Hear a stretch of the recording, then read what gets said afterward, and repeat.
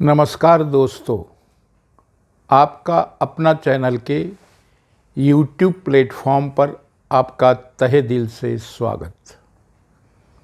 दोस्तों, महाराष्ट्र के दिग्गज नेता शरद पवार ने एक अप्रत्याशित इंटरव्यू देकर राहुल गांधी की राजनीतिक संभावनाओं पर, आगे बढ़ने की संभावनाओं पर लगभग पानी फेर दिया है। एनडीटीवी, जो अब गौतम अडानी की मिल्कियत है, उनके जो एडिटर है संजय पुगलिया को शरद पवार ने हाल ही में इंटरव्यू दिया। जाहिर सी बात है, अडानी की मिल्कियत का टीवी चैनल, एक तो यही अपने आप में आश्चर्य की बात थी, और उस चैनल पर जो भी कहा शरद पवार ने, वो कांग्रेस और राहुल गांधी को सिरे से हिलाने के लिए काफ़ी था। शरद पवार ने साफ तौर से कहा कि भाई, देश का एक बड़ा इंडस्ट्रियलिस्ट, उद्योगपति किसी अमेरिकन फर्म के निशाने पर आता है और हम उस फर्म की विश्वसनीयता को लेकर कतई मुतमईन नहीं है, तो हमको सोचना चाहिए कि उस फर्म द्वारा लगाए गए आरोपों पर हम अपने देश के किसी उद्योगपति पर सवाल खड़े करते हैं, तो ये कहीं से भी उचित नहीं है। अब मैंने शुरुआत में कहा कि भाई, राहुल गांधी की राजनीति में जो बढ़ने की संभावनाएं थी, उनको उन्होंने शून्य कैसे कर दिया। तो दोस्तों, आपको याद होगा या आपको मालूम होगा कि कर्नाटक विधानसभा के चुनाव की तारीखें घोषित हो चुकी है। 10 मई को वहाँ मत पड़ेंगे और 13 मई को मतगणना होगी।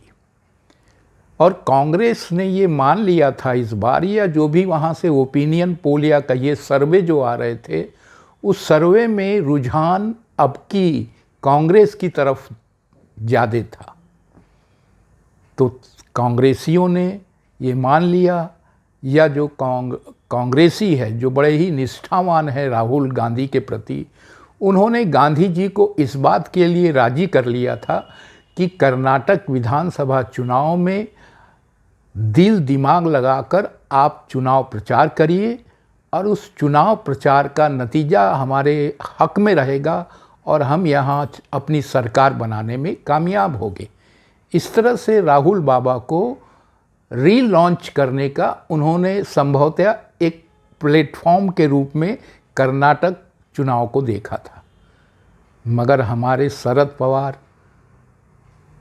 4 बार वो महाराष्ट्र के मुख्यमंत्री रहे हैं, 2 या 3 बार वो केंद्र में मंत्री रहे हैं, 50 साल का उनका राजनीतिक जीवन हो चुका है, यानी 5 दशक से वो राजनीतिक जीवन में है। तो जाहिर सी बात है, 82 वर्षीय शरद पवार केवल क्षेत्र विशेष तक सीमित नेता नहीं है, उनको देश स्तर पर एक मान्यता प्राप्त है, सम्मान प्राप्त है। तो उन्होंने अडानी के एनडीटीवी चैनल पर इंटरव्यू में साफ साफ राहुल गांधी को ये संकेत दे दिया कि आप अडानी का नाम लेकर जो मोदी जी को घेरने की कोशिश कर रहे हैं, वो आपकी कोशिश पूरी तरह से बचकानी है। अडानी और अंबानी के योगदान को नकारा नहीं जा सकता। उन्होंने सारी बातें तथ्य से और आंकड़े देकर कहने की कोशिश की कि किसी के इस तरह के उद्योगपतियों के योगदान को नकारा नहीं जा सकता। उन्होंने ये भी बताया कि जब हम शुरू में राजनीतिक जीवन में आए, तो टाटा और बिरला के नाम पर भी सरकारों को घेरने की कोशिश करते थे, मगर जब बाद में हमें ये पता चला, काफ़ी दिनों बाद, काफ़ी अरसे बाद राजनीतिक जीवन की जब बातें समझ में पूरी तरह से आने लगी तो हमने ये समझा कि नहीं, ये हमने कहीं तो भी गलत किया है। उसी तरह से अब टाटा और बिरला की जगह अडानी और अंबानी को घेरा जा रहा है। ये कोशिशें बिल्कुल भी सही नहीं है, उचित नहीं है। अब राहुल बाबा के साथ शरद पवार साहब ने बजट सत्र के दूसरे चरण में लगातार कदम से कदम मिलाकर चलने की कोशिश की। यही अडानी के लिए जेपीसी की मांग को लेकर, मगर जैसे ही सत्र खत्म हुआ वैसे ही शरद पवार ने पलटी मार ली, यू टर्न ले लिया। और इस कदर यू टर्न लिया कि विपक्षी एकता की बातें तो छोड़िए, कर्नाटक चुनाव में कांग्रेस की जीत की संभावनाओं में भी पलीता लगा दिया। जो बातें कांग्रेस के पक्ष में बैठ रही थी उसे उन्होंने भारतीय जनता पार्टी की तरफ मोड़ दिया। वैसे भी भारतीय जनता पार्टी किसी भी चुनाव को पूरे तन मन धन से लड़ती है। वो इसीलिए भारतीय जनता पार्टी को या मोदी जी और शाह को चुनावी मशीनरी के रूप में देखा जा सकता है। जो थोड़ी कमी उनके इसमें प्रयासों में एंटी इनकम्बेंसी की वजह से नजर आ रही थी, उसको एक तरह से पाटने की कोशिश की शरद पवार ने अपने इस वक्तव्य से। उनका ये कहना था कि भाई जेपीसी की मांग करने से कोई फायदा नहीं होगा, बल्कि सुप्रीम कोर्ट ने जो जांच समिति गठित की है वो ज़्यादा सक्षम है, वो ज़्यादा कारगर साबित होगी। वो एक उसमें टेक्निकल हैंड वाले लोग भी है जो अपनी तकनीकी दक्षता से सच्चाइयों का पता लगाने में पूरी तरह से सक्षम है। जबकि जेपीसी की जो ये रहती है, कमेटी रहती है, उसमें ज़्यादातर सत्ता पक्ष के ही लोग रहेंगे, विपक्ष के सदस्यों की संख्या कम होगी। उन्होंने बल्कि आंकड़ा तक दे दिया कि भाई उसमें जो सदस्य रहेंगे उसमें से 15 सत्ता पक्ष के रहेंगे, 6 विपक्ष के रहेंगे। तो जो चाहते हो आप, जिस तरह से एक निष्पक्ष जांच की कामना किए हो, जो इच्छा किए, वो कतई पूरी नहीं हो सकती। उसमें वर्चस्व सत्ता पक्ष का रहेगा। स्वयं उन्होंने कहा कि मैं इस जेपीसी की एक समिति का मैं खुद भी अध्यक्ष रहा हूं। अब आप समझ लीजिए कि उन्होंने किस तरह से चीज़ों को पूरी तरह से नकार दिया।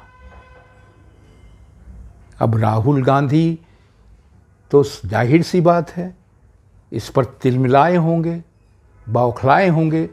तो उनके वरिष्ठ नेताओं ने तो शरद पवार के खिलाफ कुछ नहीं कहा, मगर उनकी एक छुटभइये नेता है कांग्रेस की, जो पहले आम आदमी पार्टी में हुआ करती थी, अलका लांबा शरद पवार पर टूट पड़ी।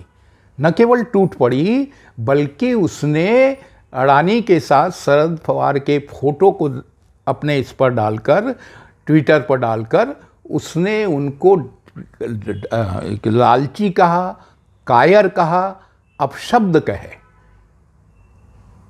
सोचने की बात है। हालांकि उस पवार के वक्तव्य के बाद जयराम रमेश ने कहा कि भाई वो उनकी अपनी निजी राय है, उनकी राय अपनी पार्टी की राय है, मगर विपक्षी एकता पर इससे कोई फर्क नहीं पड़ने वाला।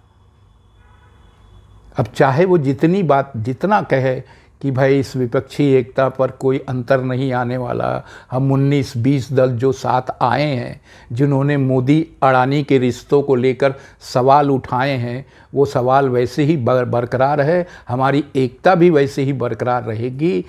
और ये एक उनकी शरद पवार की या उनकी पार्टी की महज इस संबंध में एक राय है, इसके अलावा कुछ नहीं। मगर दोस्तों, ये मान कर चलिए कि शरद पवार ने तत्काल में यदि कोई चोट की है कांग्रेस और राहुल गांधी पर, तो उन्होंने कर्नाटक के विधानसभा चुनावों को कांग्रेस के लिए, कांग्रेस की संभावनाओं के लिए काफ़ी हद तक कमज़ोर कर दिया है। और ये तय मानिए कि इसका परोक्ष रूप में फ़ायदा यदि किसी को पहुंच रहा है तो वो भारतीय जनता पार्टी को मिल रहा है। और भारतीय जनता पार्टी भी शरद पवार के इस अडानी संबंधी इंटरव्यू को लेकर बहुत उत्साहित है। आपको जानकर ताज्जुब होगा इस बात का भी कि पवार साहब पर प्रहार करने वाली अलका लांबा पर एनसीपी की ओर से किसी भी नेता ने कोई प्रहार नहीं किया, कोई प्रतिक्रिया नहीं दी। नहीं तो ये लोग एनसीपी के जो कार्यकर्ता हैं, नेता है, वो जैसे ही कोई पवार या पवार साहब के परिवारजनों पर कोई ऐसा वक्तव्य कहता है जो अरुचिकर है, ये लोग टूट पड़ते हैं। और इससे भी बड़ा हैरान करने वाला पहलू ये है कि न तो पवार साहब की बिटिया ने इस पर कोई वक्तव्य दिया, न कोई प्रतिक्रिया दी, न ही अजीत पवार साहब ने जो उनके भतीजे उन्होंने दिया, और न ही शरद पवार के जो मानस पुत्र है जितेंद्र आहवाड़ साहब, वो तो ऐसे भभक पड़ते हैं ऐसे वक्तव्यों पर कि ऐसा लगता है कि पूरे महाराष्ट्र में आग लगा देंगे। उनके तरफ से भी जो मौन देखा जा रहा है वो सबको अचंभित किए हुए है। ये क्या कहा जा सकता है, अभी ये तो आने वाला समय बताएगा। मगर ये तय है कि जब शरद पवार साहब ने राहुल गांधी को धता बता दी अडानी के नाम पर, तो ये तय मानिए कि आने वाले 2-4-5 दिनों में अन्य लोग भी जो उनके साथ है, जो 20 पार्टियां हैं, कह रहे समान विचारधारा वाली जो 20 पार्टियों ने जो मोर्चा बनाया है अडानी और मोदी जी को घेरने के लिए, उस मोर्चे के अन्य सदस्य भी उनका साथ छोड़ेंगे और हो न हो वो जेपीसी की मांग से पीछे हटेंगे। जेपीसी की शरद पवार का कहना था कि जेपीसी की मांग के नाम पर संसद सत्र भी नहीं चलने दिया गया, जो कि अच्छा नहीं है। एक ये गलत परंपरा पड़ रही है, इसको हमें रोकना होगा कहीं ना कहीं। एक स्वस्थ लोकतंत्र में इस तरह की स्थितियों का पैदा होना कहीं से भी उचित नहीं है, कहीं से भी अच्छा नहीं है। तो दोस्तों, आज के अंक में इतना ही।